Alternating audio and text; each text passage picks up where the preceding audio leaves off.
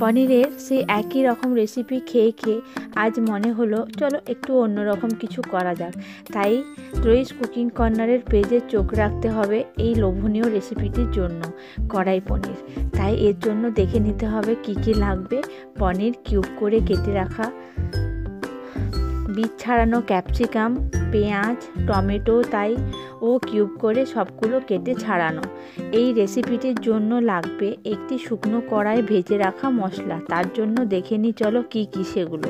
সাজিরে, গোটা ধনে, সামরিচ, মৌরি, শুকনো লঙ্কা ও জিরে, আর আদা, রসুন, লঙ্কা 3 বোনের বাটা মশলার একটি মিশ্রণ।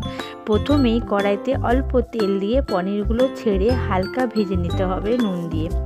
এরপর একে একে ক্যাপসিকাম, টমেটোগুলো দিয়ে আবার ভাজা ভাজা করতে হবে।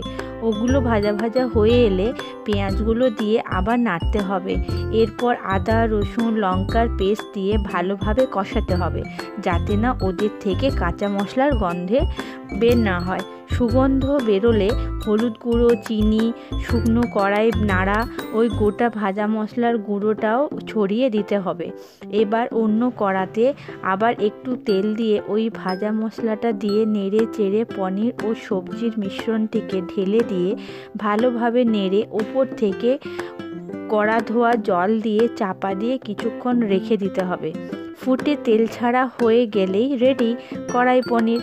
ওপর থেকে ক্রিম, ধনেপাতা দিতেও পারো, আবার নাও পারো, এটা অপশনাল। ভাত, রুটি, ফ্রায়েড রাইস যার সাথে খুশি খাও, জাস্ট ফিদা হয়ে যাবে একবার খেলে। আমি ক্রিম প্রেফার করি না রোজের রুটিনে, তোমরা চাইলে দিতেও পারো, আবার নাও পারো। খেয়ে বলো কিন্তু কেমন হলো রেসিপিটি। ওকে, বাই।